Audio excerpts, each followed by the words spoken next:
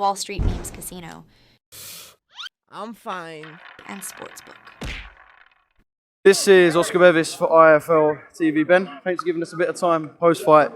Flat in the sense that you thought Frazer done enough, but as a promoter, putting a show on like that, with that atmosphere, and that being the outcome of the fight, must be a pretty happy man in some senses. Yeah, I am. I have to take a step back and think, wow, what a night.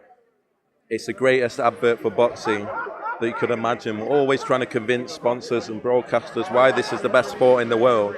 And to have such a big audience tonight and to be able to showcase something like that, something so special like that, it really was one of the...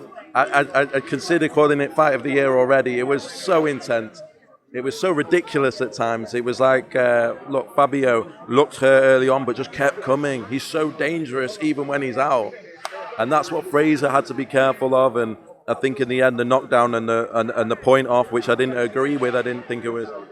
I think maybe it was his first or second time. But anyway, I think that's done enough to sway the judges' minds towards a draw. But I have to, yeah, what a night, and incredible to be here. I'm exhausted. It was intense 12 rounds that for everyone in this arena, and yeah, really, really special. Yeah, I would say don't go early with Fight of the Year, but after watching it, I think you can kind of go early if you want to. The narrative was kind of, if it goes early, it's Fabio. If it goes late, it's Frazer. Did you expect an all-out war? Like, was that an outcome you thought could happen? An all-out back and forth between the two of them? If I'm honest, I didn't want a war because I feel like that's where Fabio's really dangerous. We got a war. He was dangerous, but for me, Frazer did do enough.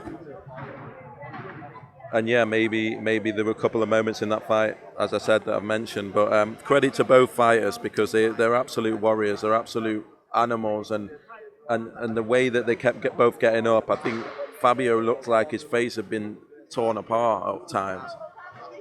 And he is just he's an absolute warrior. And same with Frazer, like to dig deep, he answered every question that anyone could ever have of him in terms of character, in terms of balls, in terms of stamina.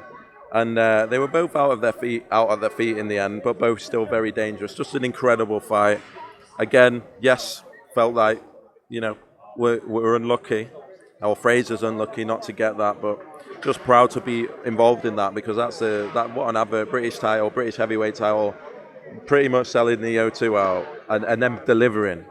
Yeah, I really, really enjoyed it. I hope everyone did as well because it was a special night. Yeah, like you said, Fabio's face and his nose were mashed up, really. So we want to see this run back. Obviously, I know there'll be conversations to be had and whatnot. I think we'll come to that. Yeah, Fabio's nose was a mess. Obviously, there'll be conversations to be had and potential injuries to be looked at. But it's got to be run back. It has to be. I know Frazer will probably be able to fight sooner, but these two have to run this back. Yeah, I think it has to. Like when you get one of the fights of the year, I just hope that maybe. I think Frazer. It was Frazer's to lose at times because I just felt like he was controlling the fight in certain rounds, and I hope they'll run it back. I really believe it has to. I think when you deliver entertainment like that and a draw ends up like that, and it's just such a big story, it's such a big event tonight. Knowing Fabio how I do, he'll want to do that again. He really will. So he, as you said, if they would both come out okay, we'd have gone straight into it. But as you said, I think Fabio will need a bit of time.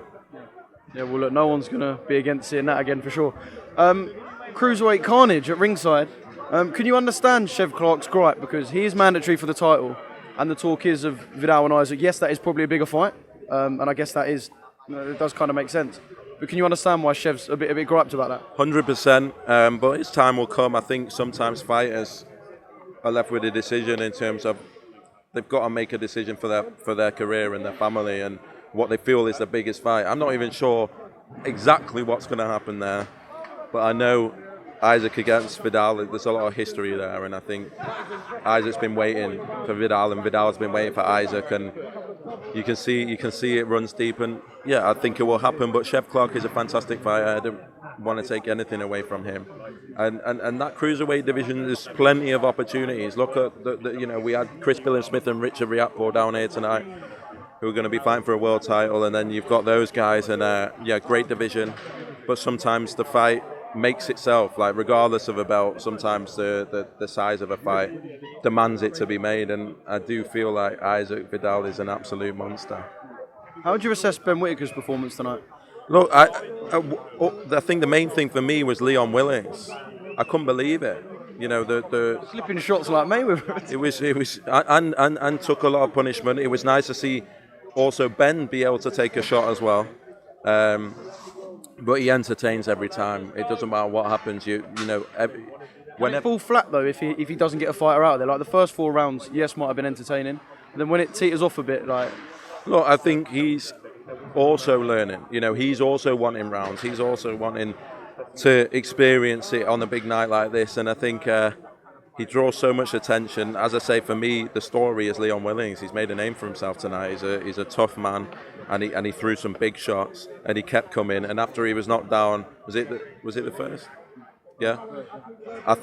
I actually said to Tony, Ben's dad, just give us a few rounds, where yeah. And to be fair to Leon, he gave us all 8 and a tough guy and another good learning fight. Yeah, shout out Leon Willings for that performance.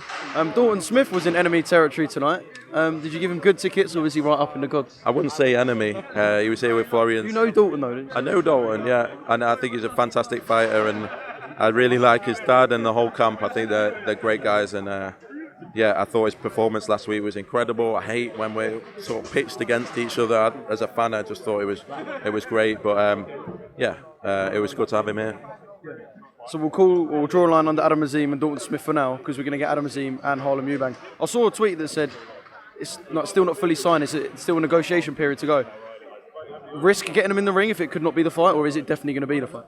Look, they've agreed to fight each other next. I think we want to do like a big press conference, and it's a massive fight. I think you've got Barry McGuigan and Chris Eubank Sr. It's one of those that can cross over. A massive opportunity for Adam, but equally Harlem, 30 years old, 19-0. This is his big moment as well. So this is in the Adam Azim show with this one. This is for me. A lot of people will call this a 50-50 fight. Harlem has come on, shown that he's got power, and Adam's going to have to be at his best. But for me, it's a fight that it's a breakout fight. When you look at Adam, and you think he's looking at Ben Whitaker and all the noise that he's getting, I think taking on a Eubank, showing what you can do on that sort of stage, it's just too good an opportunity to turn down. It's an absolute huge opportunity for us and Adam, and credit to everyone for getting involved and making the fight. Wall Street Memes Casino I'm fine. and Sportsbook.